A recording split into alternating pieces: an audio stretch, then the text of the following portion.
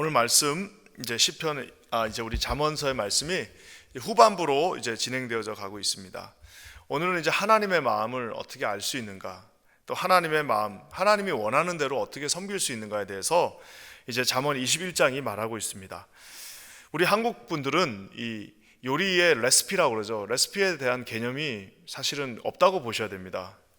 우리 아마 이 요리에 대한 레시피가 나온 게 사실 우리 한국적 개념에서 얼마 되지 않았습니다. 제가 미국에 처음 이민 왔을 때 이제 막 그 요리하고 이럴 때 아무것도 몰랐는데, 그때 여기 뉴욕에 사신 어떤 분이 유튜브에 올린 게 하나 있었습니다. 이제 그거 보고 그때 따라하고 그랬는데 그게 참 생소했습니다. 왜냐면은 뭡니까 이거 숟가락으로 몇 개 뭐 이러는 것들이 우리 한국에는 레시피가 뭐 적당량, 달지 않게, 조금 뿌려라, 너무 과하지 않게 뿌려라, 뭐 이런 식으로 나와 있으니까 결국에는 그것이 이제 손맛이라고 하는 게 거기서 나옵니다. 그냥 엄마한테 배운 대로, 엄마 하는 거 옆에서 본 대로 이렇게 대충 뿌리면 되는구나 라고 하지. 그래서 이제 항상 이거 어떻게 만드는 거예요? 물어보면은 소금을 대충 넣고 이렇게 한 대충 데친 다음에 하세요 이렇게 하면은 그걸 다 알아듣기도 하고 또 그대로 하기도 했습니다. 하지만 우리 한국적 개념에서는 뭐 몇 밀리그램, 뭐 3분 20초 이런 식으로 나와 있지는 않았습니다. 근데 이제 예전에 한번 무슨 이렇게 프로그램을 보니까 라면을 가장 맛있게 끓이는 방법 해가지고 이 사람 저 사람들이 막 얘기를 하는데, 결국에는 그 전문가가 나와서 하는 말이 가장 맛있게 끓이는 방법은 그 뒤에 나와 있는 그 디렉션대로 하는 게 제일 맛있다라는 거예요. 회사에서 수천만 번 그거를 다 연구하고 고민한 끝에 내린 그 결론이 가장 맛있다는 겁니다. 커피 끓이는 것도 마찬가지입니다. 커피를 유난히 또 마시는 사람들 보면 무게를 다는 그 저울을 삽니다. 커피 그거 매달 놓고 커피 알갱이 한 10개 놓고 그 무게를 잽니다.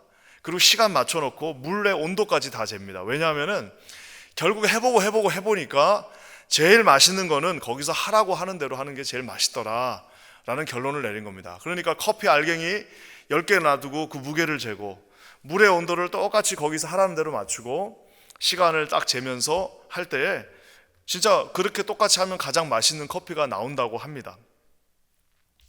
물론 인생에는 변수가 많기 때문에 우리가 그때그때 하나님의 뜻 안에서 지혜롭게 대처해야 되는 부분도 있지만, 사실 말 그대로 적힌 대로 말해준 대로 전문가가 그렇게 한 대로 또 그것을 만든 사람이 또 그것을 창조한 사람이 시킨 대로 하는 그 레시피가 가장 기본이고 가장 처음에 해야 할 부분입니다. 우리의 인생과 신앙에도 이러한 레시피가 있습니다. 오늘 하나님의 말씀이 우리에게 이런 강력한 레시피를 지킬 것에 대해서 요구하시면서 시작합니다. 우리 1절 말씀 한번 다 같이 읽겠습니다. 1절입니다. 시작.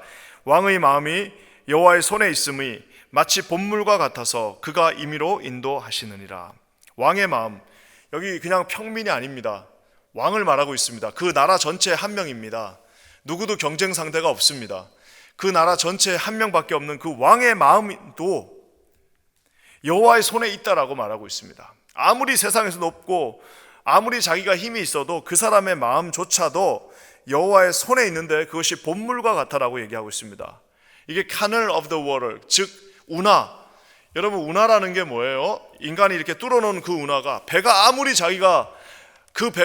막 뭐라 그럴까요? 막 성능이 좋고 그 배가 아무리 중요한 배라도 그 뚫려 있는 운하대로 가야 되는데, 그 배가 나는 기분이 나쁘니까 앞에 사람들이 너무 많으니까 나는 좀 딴 길로 가야겠다라고 배가 딴 길로 갈 수가 없습니다.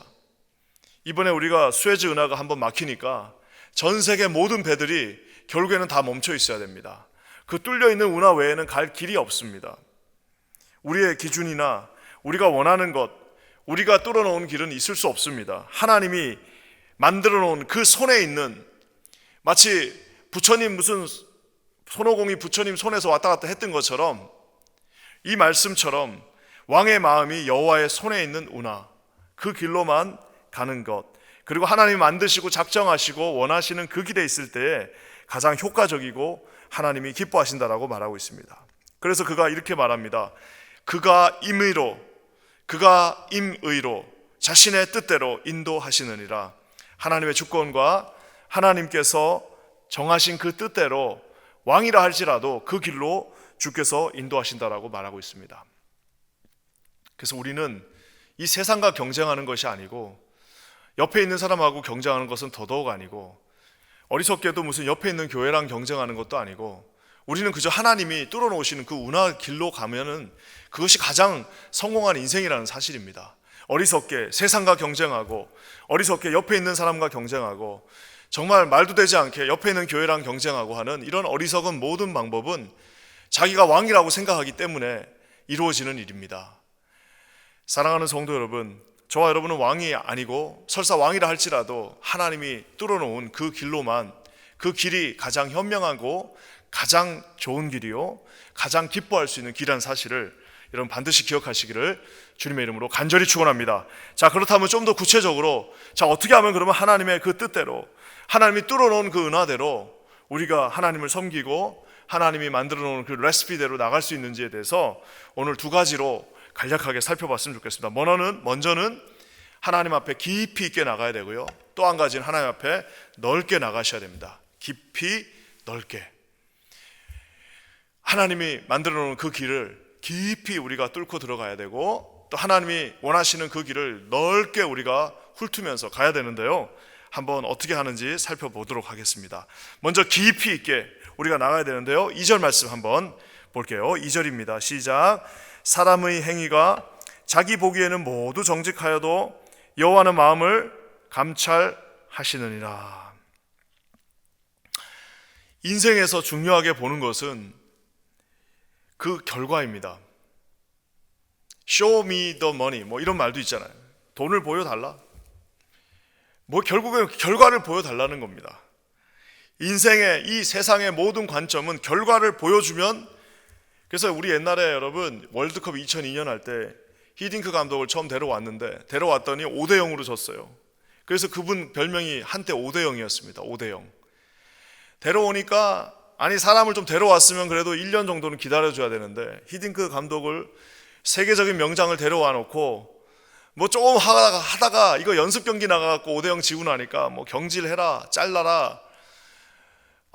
그 참 대단했습니다. 근데 이제 그 양반이 보통 분이 아니니까 뭐 귀 하나 그냥 깜빡하지 않고 나는 내 길 간다라고 하면서 가는데, 저는 더 웃겼던 거는 나중에 이제 16강 들어가니까 전 국민들이 이제는 뭐 축포를 날리면서 이제 다 모든 거 끝났다. 야, 이제 우리의 소원은 다 끝났으니까 여기서 이제 마치 멈춰도 될 것처럼 하는데, 히딩크 감독이 그랬습니다. 나는 더 배가 고프다. 아직도 나는 이제 시작이다. 그러니까 이게 뭐예요?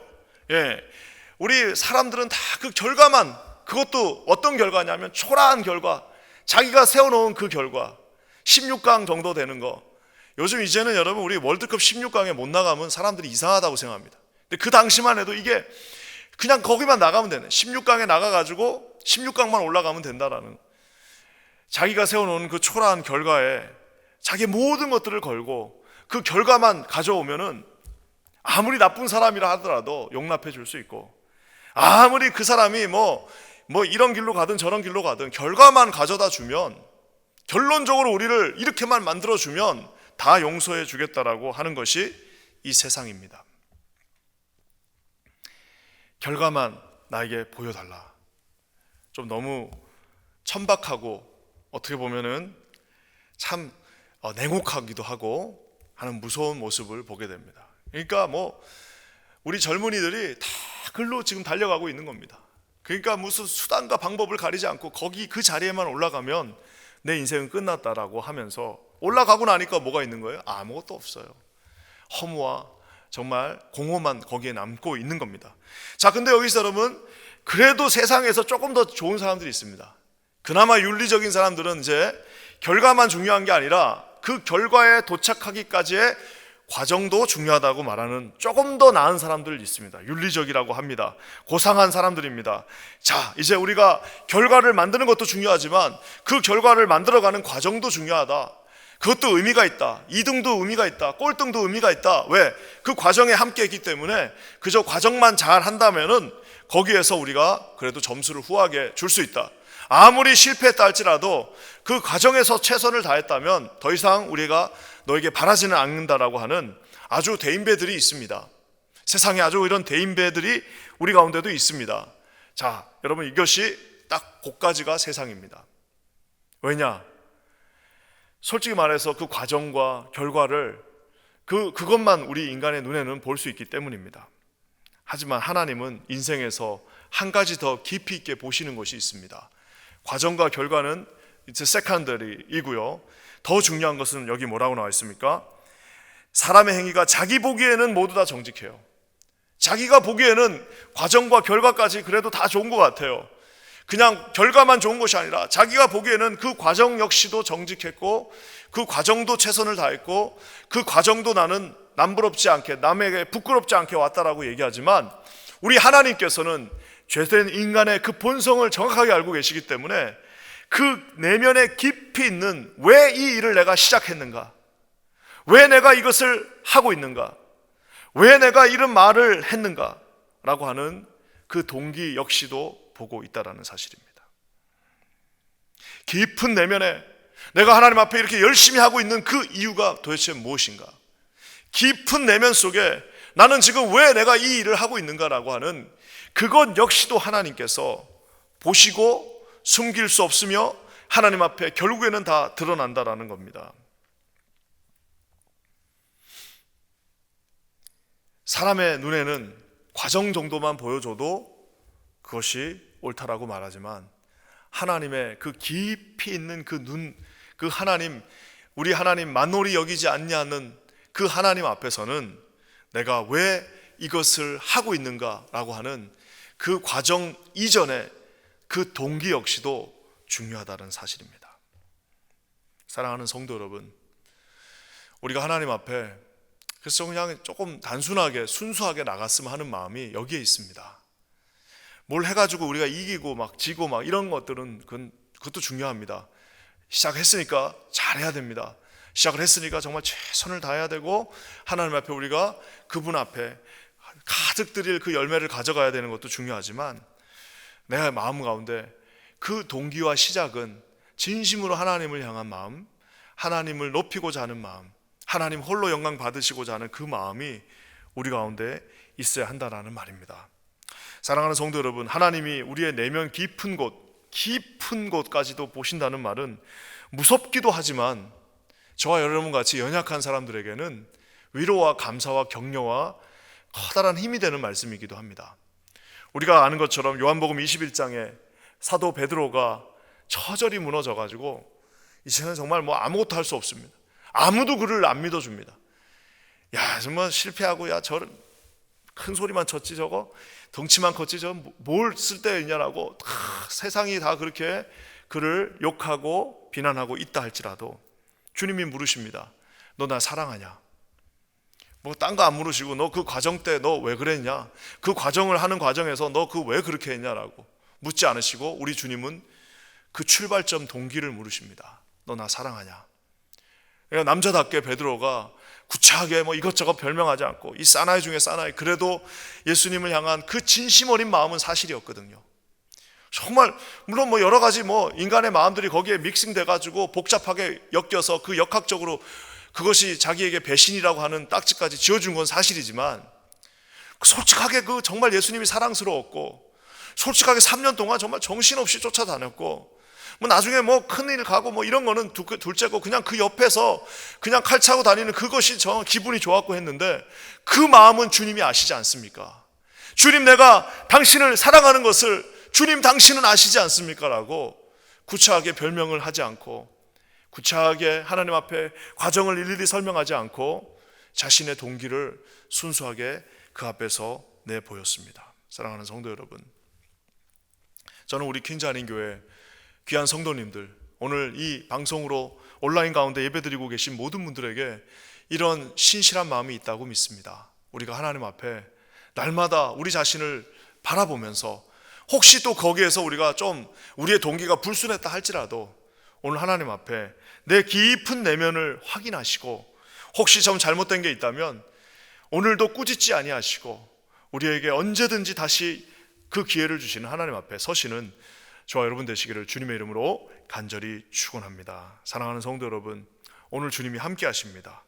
살짝 하나 더 이제 깊이 있게 이 내면을 확인하셨다면 주님은 거기에 멈추지 않고 이 깊은 넓은 넓이로 나가시는 것 역시 원하십니다. 3절 말씀 한번 보겠습니다. 다 같이 한번 읽어볼게요. 공의와 정의를 행하는 것은 제사 드리는 것보다 여호와께서 기쁘게 여기시느니라. 제사 드리는 것이 이스라엘 백성에게는 가장 중요한 것입니다.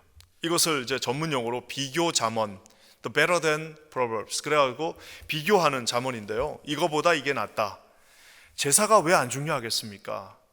제사는 이스라엘 역사에 가장 중요한 것이고, 하나님 앞에 제사 드리는 것은 레위기에 나와 있는 레위기 책 전체가 다 제사 드리는 방법 아니겠습니까? 얼마나 그것이 중요하고 소중하고, 제사를 드리기 위해서 이스라엘 백성들은 목숨을 걸었고 성전을 지키기 위해서 그들은 목숨을 걸고 싸웠습니다. 그 또한 우리가 아는 것처럼 느헤미야가 이렇게 돌아왔을 때에 가장 먼저 한 건 집을 짓는 게 아니라 성전을 지으려는 노력을 하는 것 역시 우리가 보았습니다. 이처럼 예배와 제사는 중요한 것이지만 우리 주님께서는 뭐라고 말씀하시냐면은 거기서 스탑하는 것이 아니라 공의와 정의를 행하는 것, 제사 드리는 것보다 더 기쁘게 여기신다라고 얘기하는 것은 제사가 중요하지 않다는 말이 아니라 제사도 중요한데 그 제사가 끝이 아니라 제사 드리고 예배하는 것은 시작이다. 제사와 예배는 시작이고 거기서 끝나는 것이 아니라 이제 거기서 더 넓게 공의와 정의, 즉 하나님께서 모든 사람들에게 하시고자 하는 하나님의 뜻을 자신들의 손을 통해서, 이스라엘 백성들 예배드리는 그 손을 통해서 이루고 싶으시다는 뜻입니다. 우리가, 저와 여러분들이 이곳에서 예배드리고 하는 것 진짜 중요하고 하나님이 기뻐하십니다. 하지만 우리가 딱 와서 여기서 예배 딱 드리고 나서 바깥 나갈 때 손을 딱 닦고 이제는 다시 이제 세상의 모드로 나가겠다라고 하고 나간다면은 하나님이 참 감사하고 참 그래도 잘한다라고는 하지만 거기서 기뻐하시지는 않을 것 같습니다. 오늘 주님이 정의와 공의를 세우는 자를, 예배에 멈추지 않고 그 다음 단계까지 하나님의 손과 발이 되어서 하나님의 원하시는 그 일들을 이루어 나가시는, 여러분 그 공의와 정의를 행하는 그 손과 발을 주님이 기뻐하신다 말하고 있습니다. 저는 우리 퀸즈 한인교회 모든 성도님들이 우리 교회가 우리 울타리 안에 머무는 것이 아니라 울타리를 넘어서 하나님이 깊이 보시는 그 깊음을 아시고 또 넓게 일하시는 하나님의 그 손이 되어서, 발이 되어서 부지런히 여기저기를 훑고 다니시는, 또 우리가 할 수 있는 교회가 되기를 주님의 이름으로 간절히 축원합니다. 우리 하나님의 레시피가 말하고 있습니다. 동기와 마음까지도 감찰하신 하나님이 깊은 우리의 내면을 오늘도 보고 계십니다.